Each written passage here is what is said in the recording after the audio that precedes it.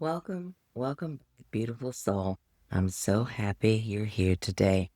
Today's conversation is for the woman who wants to soften, but if she's honest, a part of her is still afraid to do so because somewhere along the way, softness may have become associated with vulnerability, being too trusting, being taken advantage of, missing the red flags.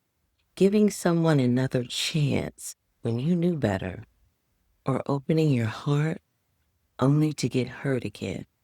So even though a part of you longs to soften, another part of you may still quietly whisper, but is it safe? What if I let my guard down and get hurt again? What if I miss something? What if softness makes me weak, vulnerable to the very thing I've worked so hard to protect myself? If that sounds familiar, this conversation is for you. Welcome to She Receives. I'm Dr. Tabitha Taylor, your host, your guide, licensed professional counselor, sex therapist, and intimacy coach. And today, we're talking about something I believe may be one of the missing ingredients in learning to feel safe enough to soften, and that's discernment. Because perhaps you don't have to choose between being soft and being wise. Maybe you can have both. Softness was never meant to mean just letting everything in. I want to begin right there because I think this is important. Softness does not mean everything gets access to you. It doesn't mean every person gets your yes. And it doesn't mean every opinion gets to become your truth. It doesn't mean ignoring what doesn't feel right for the sake of being softer. And it doesn't mean staying in a relationship, conversations, environments, or situations that continually require you to shrink yourself or abandon yourself. And softness certainly doesn't mean ignoring wisdom. Actually, I believe healthy softness needs to be paired with discernment because without discernment, softness can begin to look like self abandonment. And without softness, discernment can sometimes get confused with protection, hypervigilance, suspicion, always looking for what could go wrong. Those aren't quite the same thing. And learning the difference matters. Armor and discernment are not the same thing. Armor says nobody gets in, and people pleasing says everybody gets in. Discernment says I can listen, notice, and choose. And that's different. Armor often makes the decision before the moment even arrives. No, don't trust. Stay guarded. Stay in control. People pleasing can do the opposite. Say yes. Don't disappoint them. Keep the peace. Make them comfortable. Don't make this a big deal. But discernment creates a pause between what is happening and how you respond. It gives you room to ask what is actually true here. Not what am I afraid might happen, and not what does everyone else want me to do, but what is true for me in this moment. And that's a very different question. Discernment, however, requires you to be able to hear yourself. We started talking about this in our last conversation. You can become incredibly skilled at listening to everyone else while slowly becoming disconnected from the wisdom within yourself. And that's why becoming a safe place for yourself matters. Because before you can discern, you have to be able to hear yourself. to notice yourself, to trust yourself enough to become curious about what you are experiencing. Maybe someone asks you to do something and immediately you notice tension in your body. Discernment doesn't automatically say no, but it also doesn't immediately override the tension that says, sure, yes. It becomes curious. What's happening here? Do I actually want to do this? Am I tired? Do I need more information? Am I afraid of disappointing this person? Is this something I genuinely want to give? Do I need time before answering? Sometimes the answer will still be yes, and sometimes it will be no. And sometimes, I need to think about it. And honey, that is an answer too. You don't always have to know immediately. Now, let me point this out. Discernment is different from fear.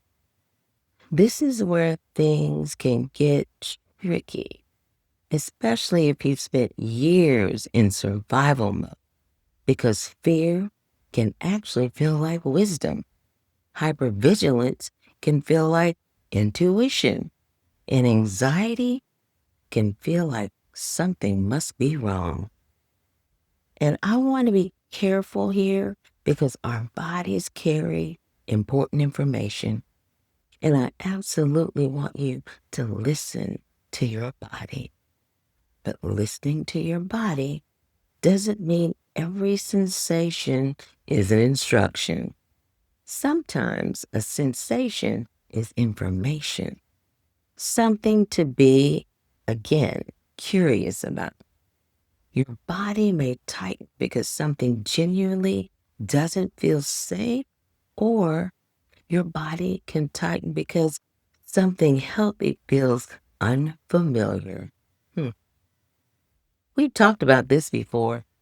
Rest can feel uncomfortable when you've spent years overfunctioning, and how calm love can feel unfamiliar when you've learned to associate intensity with connection. And receiving support can feel vulnerable when you've learned to depend only on yourself. So, discernment isn't simply asking, do I feel uncomfortable? Sometimes the deeper question is, what is this discomfort trying to tell me?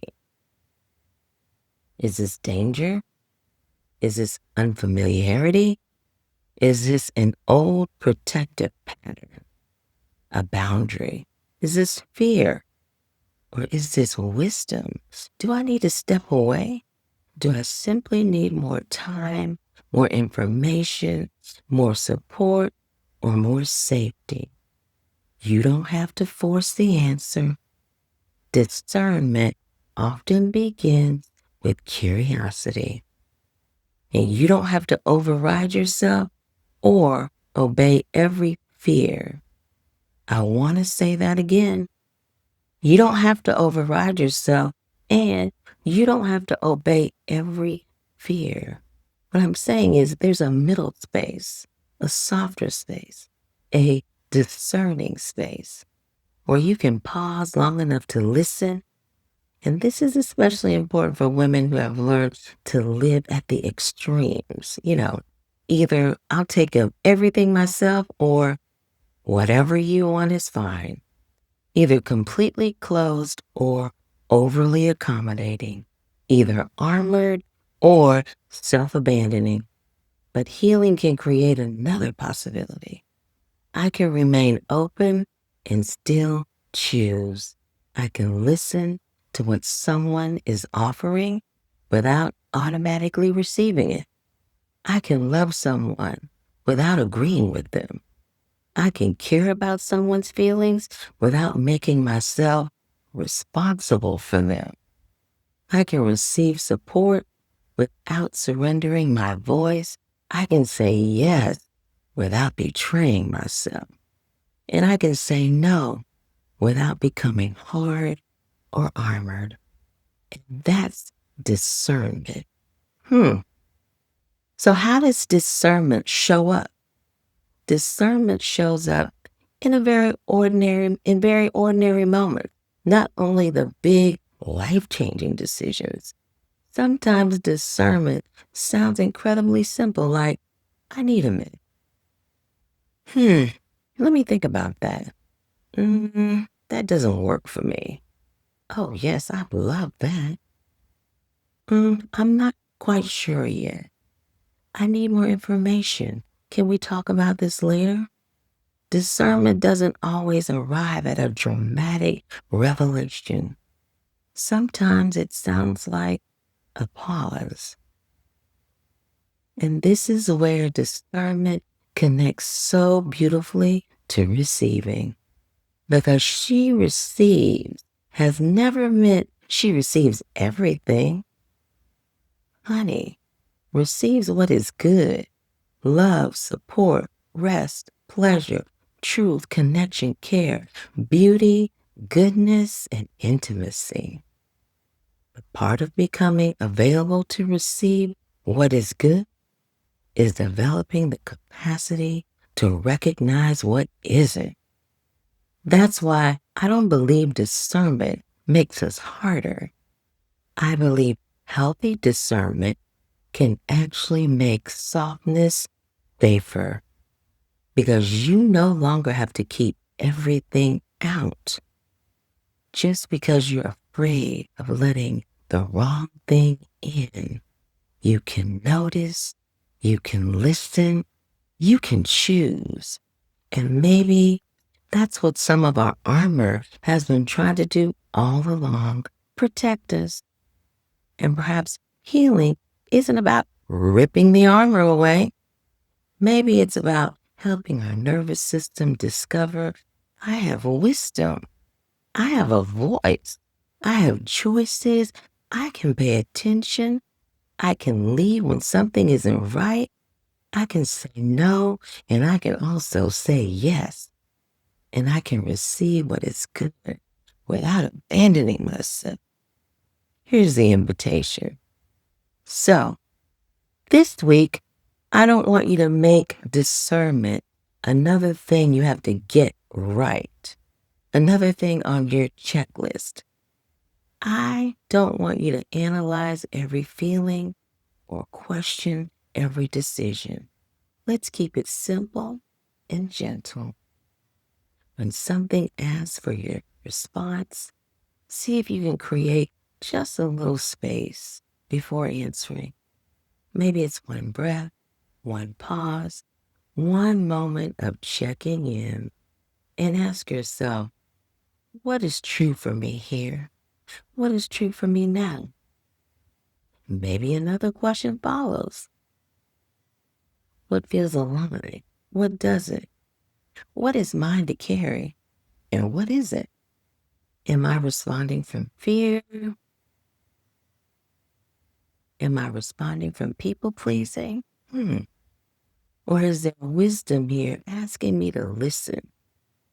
You may not always know immediately, and that's okay. Sometimes discernment needs time, and that may be hard if you are so used to doing, rushing, and fixing. Before we close, let's take a gentle moment together and take a slow breath in. Let it go. Allow yourself to notice the support underneath you. Notice your body. No pressure to change anything. Just noticed. Now bring to your mind something small that you've been trying to decide. Nothing overwhelming. Just something that could use a little clarity. And gently ask yourself, what do I notice when I stop trying to figure out what everyone else wants? What feels true for me? And now ask, do I need to know the answer right now? Maybe you do. Maybe you don't. Take another slow breath and remind yourself, I am allowed to listen. I am allowed to pause. I am allowed to choose. I am allowed to change my mind. And I am allowed to receive what is good. And just notice what your body notices.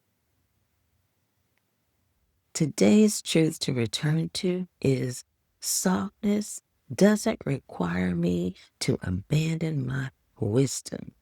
It creates enough safety for me to hear it. And from safety, she receives. Thank you for allowing me to spend this time with you. If this conversation resonated with your heart, share it with another woman who may be discovering that she doesn't have to choose between softness and wisdom. She can have both. And until next time, be gentle with yourself. Try choosing softness, relax in the safety, allow what is true, receive what is good. And from that place, give from overflow. I'm Dr. Tabitha Taylor, and I will meet you right here next time on She Receives.